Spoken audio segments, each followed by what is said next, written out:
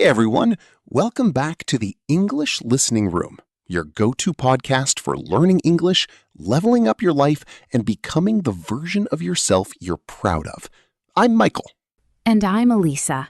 Whether you're tuning in on a lunch break, walking your dog, or staring into space after a long day, thank you for being here. We've got something special for you today. That's right. This episode kicks off a brand new segment on our podcast. We're calling it Shadowing English Speaking Practice, where we bring you short, powerful stories written with emotion, clarity, and shadowing in mind. And today, I'll be your storyteller. I hope my voice draws you in, and I hope the way I tell this story makes shadowing feel easy and fun for you. As you listen, you'll be naturally exposed to idioms, phrasal verbs, powerful vocabulary, and whatnot. So, while you're soaking in the story, you'll also be absorbing real English, the way it's truly spoken. And if some expressions fly over your head, no worries. Elisa will guide you through the vocabulary and phrases right after the story, just like a warm and encouraging teacher. Plus, we've made a free PDF with the full transcript, grammar notes, comprehension questions, and even some reflection prompts to help you lock in everything you learned today. All right, enough preamble. Are you ready for the story? Yeah, this one is called He Found a Letter in an Old Library Book. Sounds like the beginning of something quiet and magical, right? Over to you, Elisa. Hey there, lovely listener. It's Elisa, and I'm so happy you're here today. Before we jump into the story, let me share something that will take your English practice to the next level. It's called shadowing. Now, what is shadowing? It's a simple but powerful way to improve your speaking, pronunciation, and listening skills, all at the same time. Here's how it works. First, listen carefully to how I speak. Pay attention to the rhythm, the intonation, and the pronunciation of each sentence. Then, pause after each sentence and repeat it out loud, exactly the way I said it. Try to match the tone, the speed, and the emotion in my voice. You're not just repeating words. You're training your brain and your mouth to speak naturally in English. If you do this often, your English will sound more confident, more clear, and more natural. So don't just sit back and listen. Get involved. Speak with me. Repeat after me. Let's make your English sound smooth and beautiful together. Now, are you ready to begin the story? Let's go. So today's story is about a boy named Daniel, an old library, and one small surprise that changed his ordinary afternoon. This story is not just about English. It's about curiosity, paying attention, and finding something beautiful in the middle of a quiet day. So sit back, relax, and feel free to shadow along with me. The Old Library Book. Daniel loved quiet afternoons at the library. He walked there after school almost every day, even when the weather was gray and cold. The library was small, but it felt cozy and safe, like a little world tucked away from all the noise outside. One afternoon, it was raining softly outside, and the library was almost empty. Only the sound of rain tapping on the windows filled the room. Daniel walked slowly between the tall shelves, looking for something new to read. His eyes stopped on an old, dusty book with a torn cover, sitting quietly at the very back of the shelf. "This one looks interesting," he whispered to himself. He picked it up carefully and blew off the dust that had settled on top. He carried it to his favorite table near the window, sat down, and opened the first page. The pages were yellow and a little worn, but that only made it feel more special. As he turned the pages, something slipped out and landed softly on the table. It was a small piece of paper, folded neatly in half. Daniel picked it up carefully, and his heart beat a little faster. He wasn't sure why, but it felt like he had discovered a small secret. He unfolded the paper and read it slowly. It said, "To whoever finds this, I hope this book brings you as much joy as it brought me. keep reading, and never stop dreaming. A friend from the past. Daniel smiled. He looked around the library, but no one was watching him. He read the note again, and then once more, just to make sure it was real. He didn't know who wrote it. Maybe it was an old student, or maybe a teacher, or even someone who had visited the library many years ago. But the words felt warm, like a small gift from a stranger he would never meet.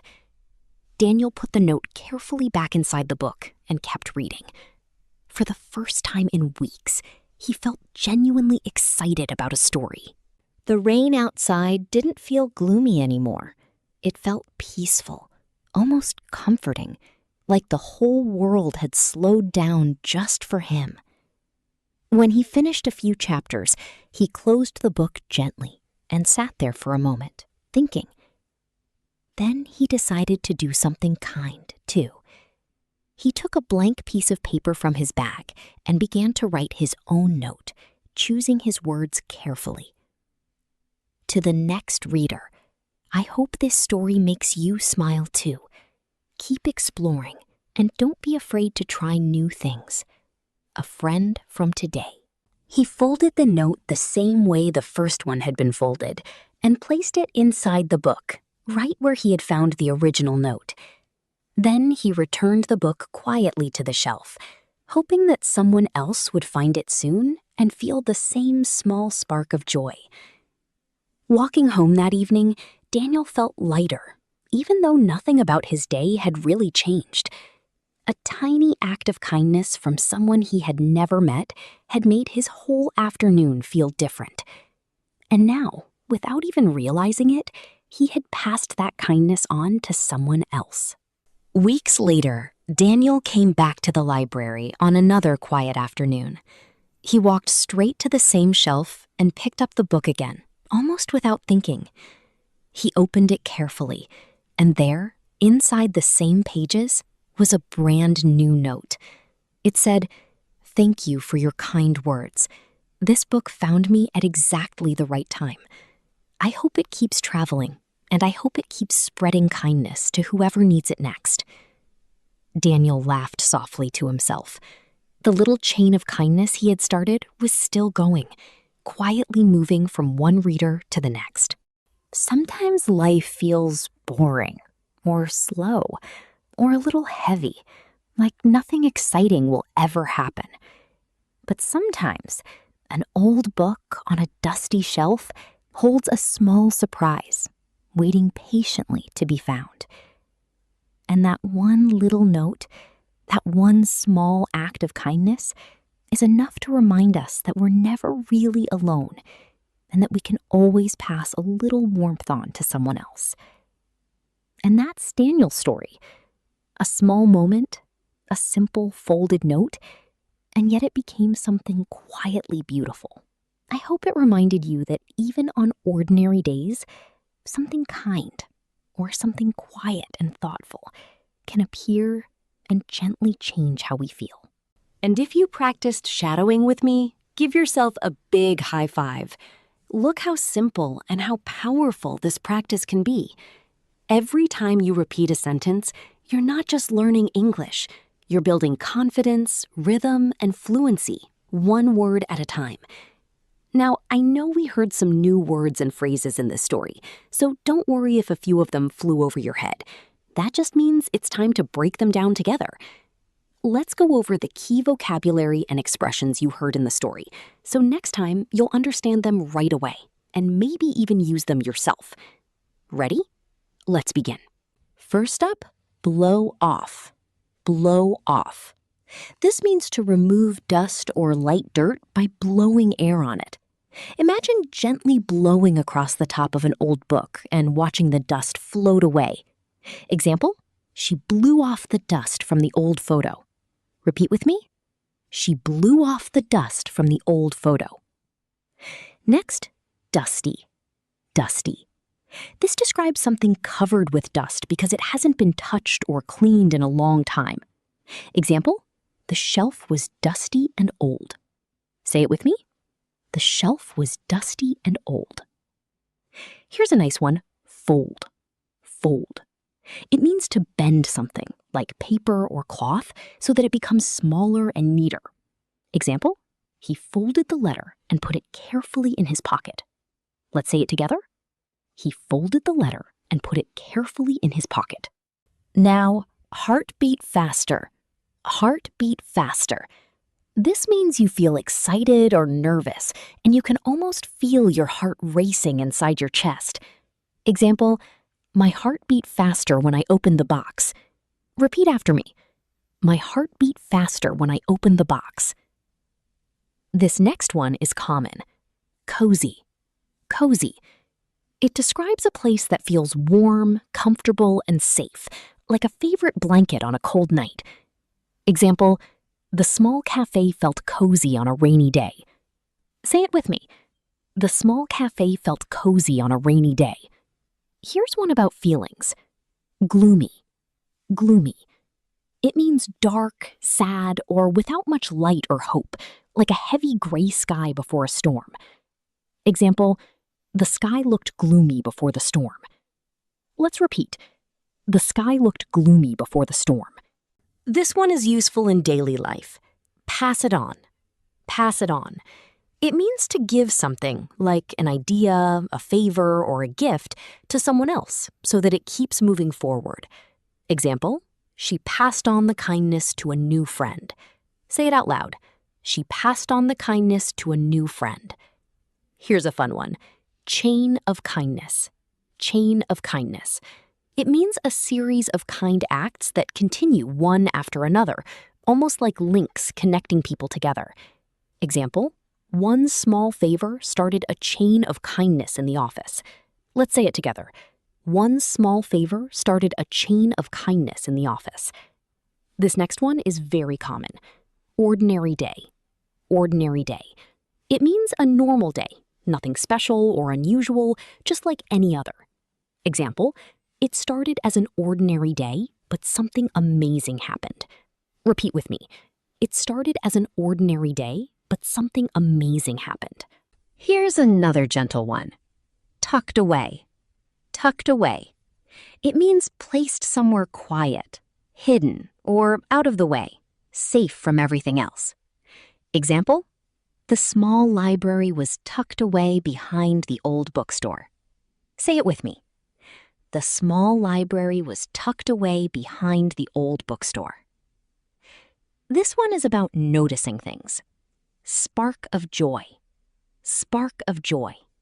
It means a small, sudden feeling of happiness or excitement. Example, finding the note gave her a small spark of joy. Let's repeat. Finding the note gave her a small spark of joy. One more before we finish. Worn out. Worn out. It describes something old and used so much that it looks a little rough or faded, like an old pair of shoes or an old book cover. Example, the cover of the book was worn out from years of reading. Say it with me. The cover of the book was worn out from years of reading. And finally, high five. High five. We use this to celebrate something good, like a small win or achievement. Example, you finished the story. High five. Say it proudly. You finished the story. High five. Great job. Look at you. Amazing work today. Just by repeating and understanding these words and phrases, you've taken another big step forward in your English journey. Which word was your favorite? Let me know in the comments. See you in the next story. Now, back to Michael. Thanks, Elisa. That was the perfect wrap-up. I love how just one short story can teach so many useful expressions. Absolutely. And for all our listeners, don't forget you can replay the story anytime and keep shadowing with me until it feels completely natural. That's how real progress happens, bit by bit, one small sentence at a time. And hey, if you enjoyed today's episode, let us know in the comments and share it with a friend who's learning English too. We've got more fun, inspiring stories and powerful learning tools coming your way, so make sure you don't miss the next one. Until next time, stay curious, Keep listening, keep practicing every single day, and never stop growing. See you in the next one, and thank you so much for listening today. Your progress doesn't end here. To continue improving your English skills, replay this episode, practice shadowing again, and explore the other stories we've thoughtfully prepared for you.